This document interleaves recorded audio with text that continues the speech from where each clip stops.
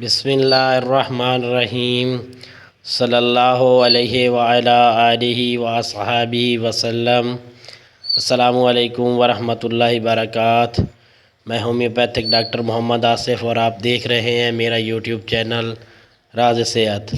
دوستو، آج ہم جس ہومیوپیتھک میڈیسن کا تذکرہ کرنے جا رہے ہیں اس کا نام ہے ارجنٹم نیٹریکم۔ دوستو، اس میڈیسن کی علامات کو مکمل جاننے کے لیے اس ویڈیو کو مکمل دیکھیں، لائک کریں، شیئر کریں، چینل کو سبسکرائب کریں اور بیل کو پریس کرنا نہ بھولیں تاکہ آنے والی نئی ویڈیو کا نوٹیفیکیشن آپ تک آسانی سے پہنچ سکے۔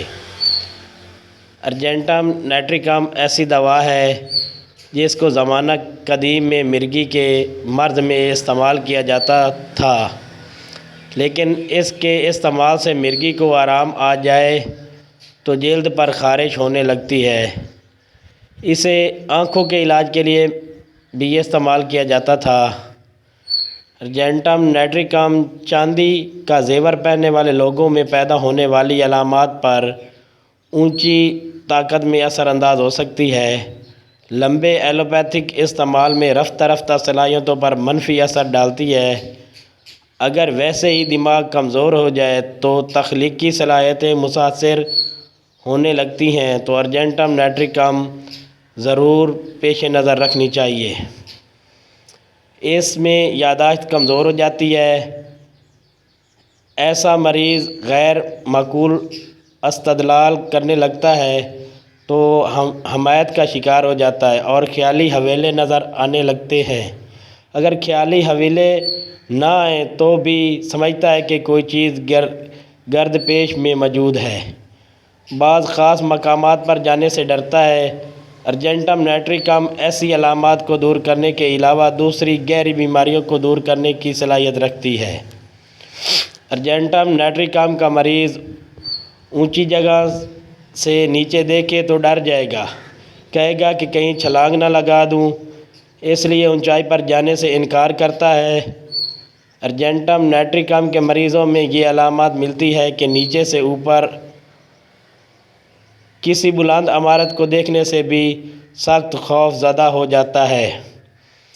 اس طرح مریض اونچے مقامات پر جانے سے ڈرتا ہے، کہیں چھت اس کے اوپر نہ گر جائے۔ ایسے مریض کو پل سے گزرتے ہوئے بھی خوف آتا ہے کہ کہیں دریا میں چھلانگ نہ لگا دوں۔ جب مرض بڑھ جائے تو پل سے گزرتے ہوئے چھلانگ لگانے کا جوش دل میں اٹھتا ہے۔ ایسا مریض خوف سے کانپتا ہے اور کمزوری محسوس کرتا ہے۔ ارجنٹم نیٹریکم میں کسی امتحان یا کسی اہم ملاقات سے خوف سے پہلے اسہال شروع ہو جاتے ہیں۔ جیسے ہی ملاقات کا وقت قریب آ رہا ہے، مریض کو دست شروع ہو جاتے ہیں۔ گاڑی کے انتظار سے پہلے اسہال شروع ہو جاتے ہیں۔ بعض لوگوں کو ایسی کیفیت پر غصہ آتا ہے، وقت آہستہ آہستہ گزرتا محسوس ہوتا ہے، لہذا مریض تیز چلتا ہے۔ ویسے بھی ہر کام تیزی سے کرنے سے اکساہٹ قائم رہتی ہے۔ ارجنٹم نیٹریکم میں غیر معمولی ذہنی تھکان اور معدے کی تیزابیت کی وجہ سے یادداشت متاثر ہو جاتی ہے۔ ارجنٹم نیٹریکم عورتوں کی تکلیفوں میں بھی مفید ہوتی ہے۔ حیض کے آغاز میں معدہ میں درد ہوتا ہے، رحم کی گردن پر زخم بن جاتے ہیں جن سے خون رستا ہے۔ حیض ختم ہونے کے ایک ہفتہ بعد خون دوبارہ جاری ہو جائے جو کم مقدار میں ہو، ارجنٹم نیٹریکم کی خاص علامت ہے۔ زخموں سے خون بہے اور قے کے ساتھ خون آنے کا رجحان ہوتا ہے۔ میٹھی چیزوں کو کھانے کی زبردست خواہش ہوتی ہے۔